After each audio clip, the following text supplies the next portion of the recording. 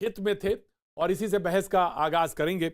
सबसे पहले प्रेम शुक्ला जी हमारे साथ मौजूद हैं। प्रेम शुक्ला जी, पहली बात आपकी कि 370 हटने के बाद, फिर मैं आगे करूं, बहस को आगे बढ़ाऊं।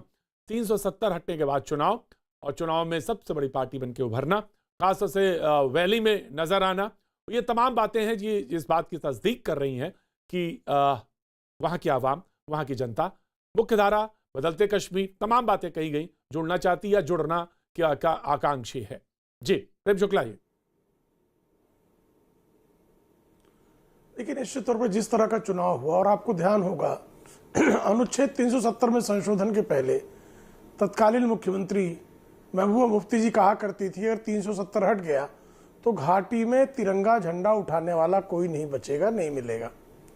आज न केवल तिरंगा झंडा वहां फहरा रहा है, बल्कि भारतीय जनता पार्टी के ध्वजवाहक भी वहां डीडीसी का चुनाव जीतने में सफल हो रहे हैं।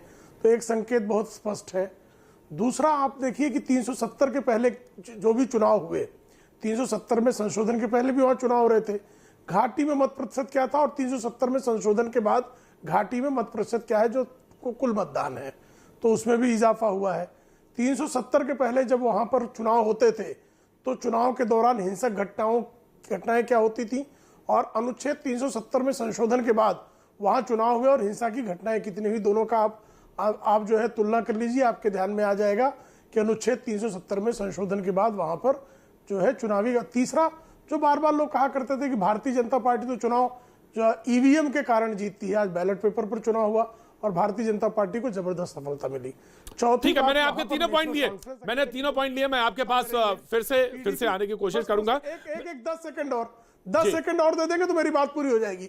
10 सेकंड अगर आप और दे देंगे प्रतीक जी तो मेरी बात पूरी हो जाएगी। देखिए, तीसरी बात, वहां पर जम्मू एवं कश्मीर में पीडीपी सत्ता में रही, नेशनल कॉन्फ्रेंस सत्ता में रही, कांग्रेस सत्ता में रही।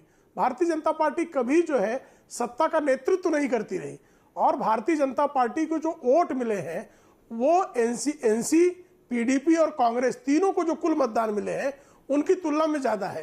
तो संकेत क्या है? संकेत स्पष्ट है कि वहां लोगों ने भारतीय जनता पार्टी को, सुशासन को, विकास को स्वीकारा है और जनादेश उसके पक्ष में दिया है।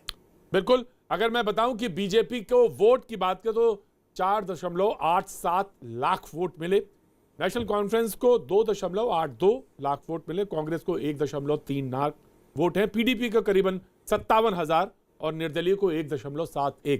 तो बीजेपी को अगर जोड़ें, और एनसीपी, पीडीपी हालांकि गुप्कार पार्टी में नहीं